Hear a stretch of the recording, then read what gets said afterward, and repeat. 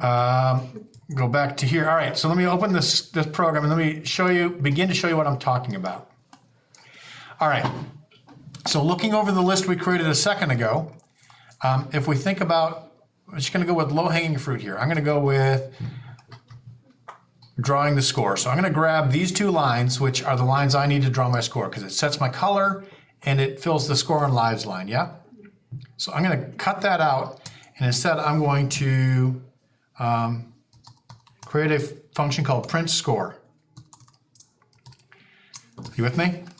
And then I'm gonna come all the way down to the bottom, outside of all my curly braces, and I'm gonna define a new function called print score. And I'm gonna paste in those lines of code. Are you with me? So now when I get to here, I'm gonna leave this, I'm gonna run down, I'm gonna run these two lines of code, and then I'm gonna come back to where I left off. So it should, yep, everything is exactly the same. All right, I'm gonna do these two lines, I'm gonna grab those out, and I'm going to instead replace them with draw ball. And again, I'm going to come down to the bottom and I'm going to create a new function.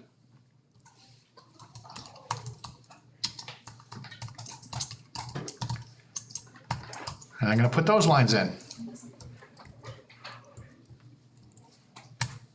And again, if I run it, everything should be the same. Okay, great. So now, move the ball. So this line moves the ball, but these lines are also involved with moving the ball, aren't they? Because if it gets too far off the screen, then it moves it back to the other side. So I'm going to call all of this move ball. So I'm going to do that.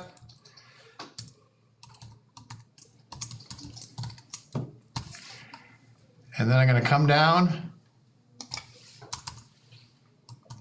define the move ball function.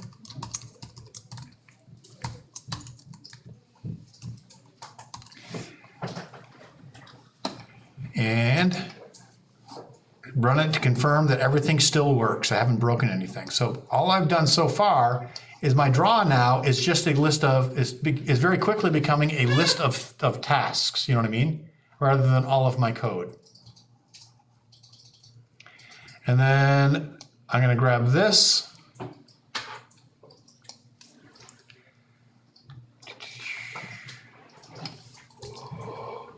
And I'm gonna say, oh, you know what, I'm not gonna grab all of that, hold on.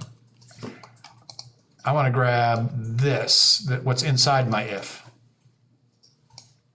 Because my function should do one thing. So the if lives is less than 1 checks if the game is over. If it is, then I want the game over screen, right? So I'm going to cut that, and I'm going to call game over. I'm going to go down to the bottom and create a function game over.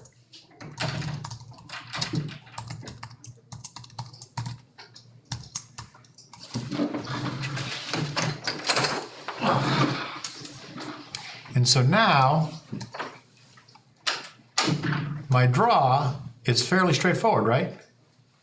I draw my background, then I print my score, I draw my ball, I move the ball. If the game is over, I call the game over screen. And everything should still run just fine.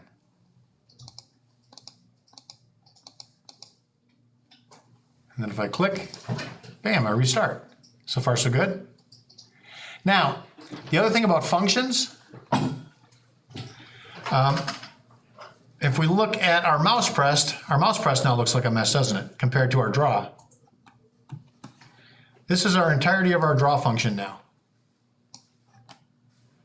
It's simply a list of things that we are doing.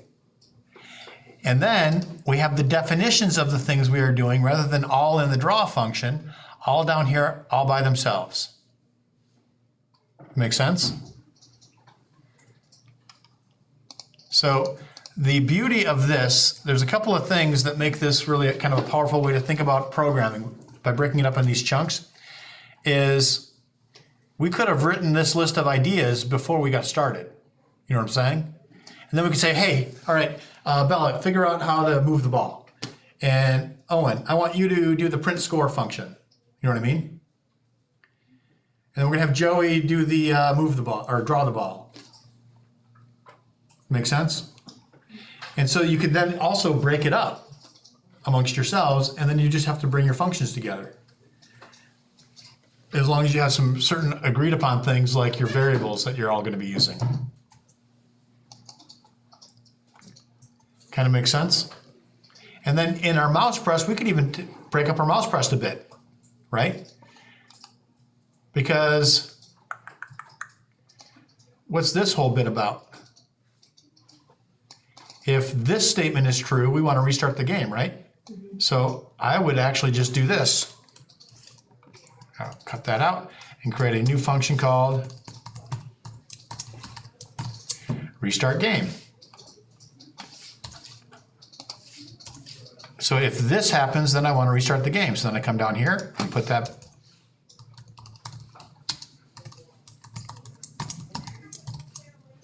And again, I'm going to use as descriptive function names as I can, so it's fairly straightforward, right? So if this happens, I want to restart the game. If this happens, that means I hit it. So I could create a function for here too, couldn't I?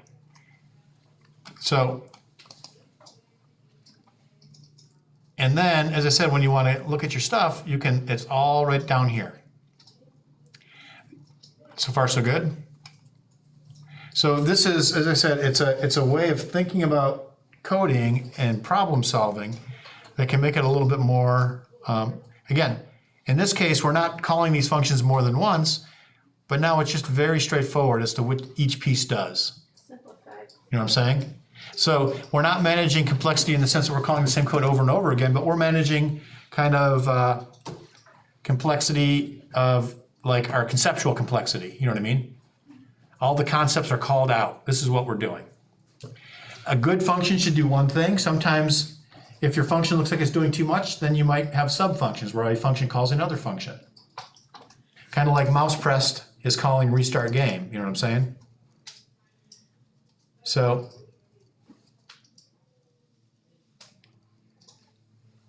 we good with this idea? So this is what I'm talking about. So when we move forward from here, and now if we do a piece where we want to add that opening screen, if we've got our draw looking fairly straightforward like this, it makes it easier to think about how we might add an opening screen to our program. Okay? And we'll talk more about that next week. What's happening in here tomorrow? Quiz of some kind. There'll be a quiz of some kind on Schoology for you tomorrow that you will need to get done tomorrow. I will probably have it with some sort of a time limit, you know what I mean? Again, my intent for this quiz, the intent for the quiz is not to give you a grade. My intent for the quiz is to make sure I know where you guys are on a lot of these concepts. For me, this is a formative assessment. I need to know where you all are after our first quarter, so I know what I need to do to get everybody where they need to be. Yes, Natalie? I have to go to the counselor. You have to go to the counselor. Fine. Natalie doesn't love us anymore. She's abandoning us. All right, that makes sense. So what I'm really trying to say by that is don't cheat. You with me? Mm-hmm. Because if you cheat, all you're doing is convincing me that you know more than you actually know, and then I will just keep cruising. Fair enough? Yeah. It is not in your best interest to cheat because it won't get you anything. I don't know. I haven't read it yet. Is it gonna be like something where you want us to create a function like on an editor page, or is it gonna be like? I'm still coming up with the best way I want to do this. You know what I mean? Yeah. So yes, somebody asked how many questions, and again, part of it depends, right? Because I could say 3, Yeah. right? Is that scarier or less scary than saying 30? Because if you get one wrong, it's screwed up anyway. Yeah. So that idea of how long is it always strikes me as weird.